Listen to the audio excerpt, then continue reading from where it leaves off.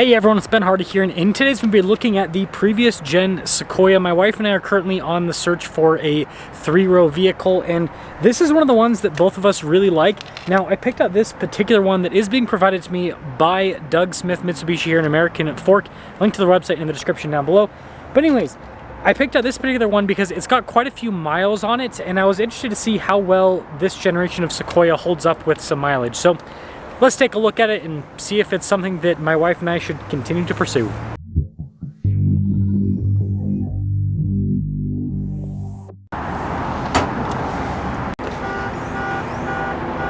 Powering the Sequoia is Toyota's 5.7 liter V8. It puts out 381 horsepower and then 401 pound-feet of torque. Now the Sequoia was only paired to the 6-speed automatic for this generation. They never put the 8-speed in it like they did with the Land Cruiser.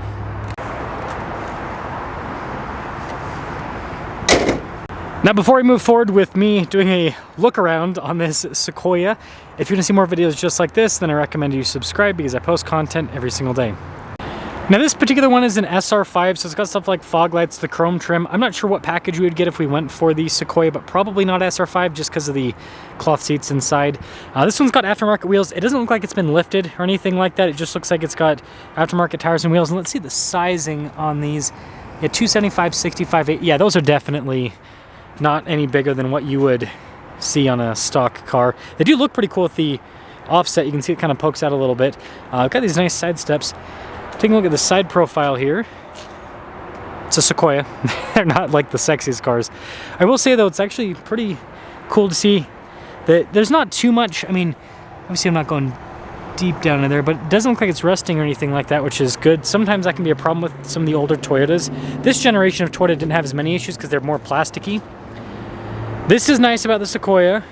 You've got tons of space here in the rear, even with the third row folded up. Let me pull this up so I can kind of see this. Am I not pulling the right thing? Yeah, maybe the other one's just, who knows. Yeah, even with the third row folded up, it's got some level of space. And then third row passengers actually get some legroom too. This is kind of interesting. But yeah, good space. Man, it's got that, they don't use this kind of cloth in cars anymore. It's got that nice cloth interior smell that older cars used to have. Sorry, I'm just trying to make sure I get that stuck. But that is a big plus, the space. Now I just want to check out in here. I don't know if I think the higher end packages also come with kind of like, it's not super fancy with the trim, which I don't mind at all. And yeah, this is why I wouldn't get this, just these cloth seats. They're fine, but for kids, yeah, they would get destroyed. But yeah, the space back here is nice. You can see with the climate controls and all of that. I mean, a big benefit for us would be like, you have a car seat here and then you still have space up front. This one's got like a little TV player, it looks like. But that is a benefit. There, it seems like there's definitely more space than our Land Cruiser here with the second row. And then popping up front, something I did notice, doors aren't horrible, but they haven't, yeah, they're showing some wear. This is kind of cool. Ashtray, that's funny. Yeah, pretty big mirrors, so good visibility with those. I like the style of seats. They're just big, comfy. Yeah, I like how everything's like nicely labeled. A lot of modern cars, like it's crazy, just all the stuff that's in screens. Yeah, you can kind of see the door panels kind of, it's not pulling apart bad or anything like that, but again, it doesn't have, oh, I forgot this doesn't have the, yeah, push button. I do like this, analog gauges, that's nice. Also, just like the 4Runners, this comes with a window that goes all the way down, and the Tundras. The new Sequoia, it's manual, so it's one cool thing about this older one. And then it does have a center locking differential. We're not going to off-road it or anything like that, but it's nice to have if things get real snowy, right? And it does have a 2-speed transfer case as well, so that's a nice feature to have. And that's a big center console. You can see the cup holders. Yeah, it's got good storage here. It's got a top glove box as well as bottom. That's nice, and there's nice storage up top too. I don't care about sunroofs, but the headliner is pretty nice in this as well. And this has 164,000 miles on it, so let's take it out and see how it drives. Okay, well, shifter kind of squeaks a little bit, but it works. That's the thing. That's the thing, though, about the difference between, you know, the Toyotas that aren't built. I'm pretty sure this is not built in Japan, if I remember right. And you know, like again, the difference between this and the Land Cruiser. The Land Cruiser, everything's gonna work, and it's gonna still feel really tight and everything. This stuff is gonna kind of loosen up a little bit over time, but it'll still work. So it's like, yeah, it might squeak a little bit, it might this or that, but it still functions as it should. So that's nice. This doesn't have a lot of gas, so I'm not gonna be able to go very, it's like got the gas light on too, so I'm not gonna be able to go very far. Also, if you guys want me to review that Xterra Pro 4X, let me know. I've never reviewed one before, but I just don't know if people actually care to see a review on one of those, or if, yeah, or what's going on that. But I will say the seats are comfortable, and it's interesting how much louder this is than the Land Cruiser. Like, same engine, but there's less sound deadening, it seems. So it's just interesting to hear the engine significantly louder.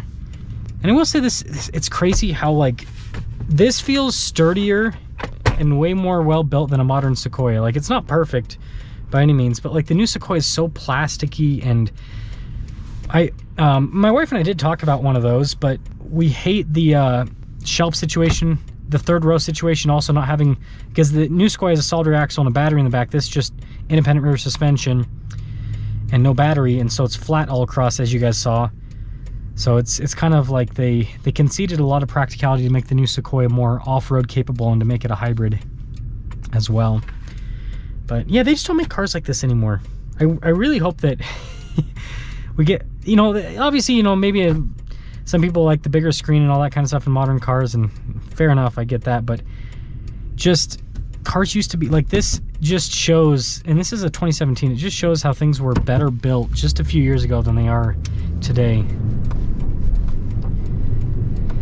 Definitely not as comfortable so far as the Land Cruiser going over the bump.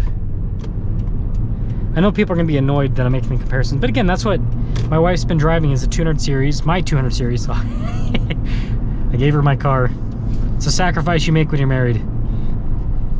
It's because her car broke down, but you know, it happens. Yeah, it's definitely, it feels more truck-like in the 200 series. Weird. Again, same engine. It doesn't feel nearly as smooth. And the 6-speed's not bad. The transmission, like I would say that I do prefer that 8-speed for sure, but it's just not as smooth as the Land Cruiser. Man, I might have spoiled my wife and I a little bit too much with that Land Cruiser. I feel like everything's been since we bought that, I feel like my opinion on every car has been like not as good as it was before. I mean, it's smooth cruising on the highway. Sub 2,000, I mean, that's nice. Not nearly as much insulation as Land Cruiser though. The wind noise is not, there's no real wind noise, which is nice. It's pretty minimal, but there's quite a bit of road noise because, you know, you can hear everything quite well. Steering is really loose. Like the Land Cruiser, it's nice and tight. This is, like, there's quite a bit of play in the steering. And again, the reason why I wanted to review one of these with some miles is I know the Land Cruisers, they hold up over high mileage.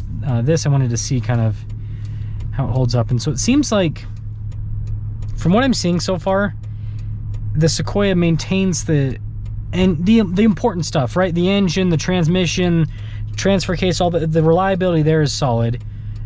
The suspension doesn't seem to be, it's not bad, but some of the other components seem to be a little bit more worn than what you'd expect.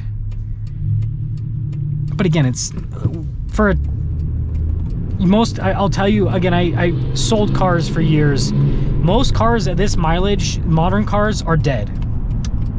So the fact that this is still kicking shows you how good Toyotas are. This generation of Toyota. Yeah, it's quite a bit slower than the Land Cruiser. Yeah, it seems like the Land Cruiser with those 2 extra gears, I don't know, it seems like that makes a big difference with, and it is a smaller, lighter vehicle.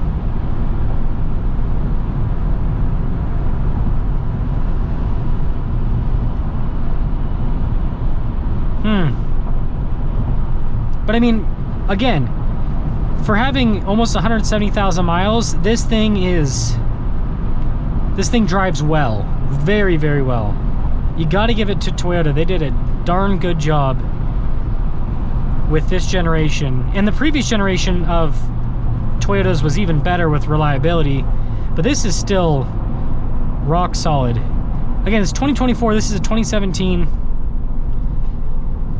So it's almost 2025. So we're talking about a car that's 8 years old and has almost 170,000 miles, and it drives really well. I mean, this drives better than some cars that are like, gosh, I drove a Jeep Wagoneer the other week that had, I don't know, it's 2 years old and had 60,000 miles, and that drove worse than this. Like that showed way more wear and tear. So I'm impressed. Obviously I'll go talk to my wife about this and see kind of what she thinks, but man, that Land Cruiser, don't buy a 200 series unless you're willing to drive a 200 series for the rest of your life, because it really does spoil you, man. Because this is such a good car, but it's like I've got that to compare to, and that's a tough car to beat.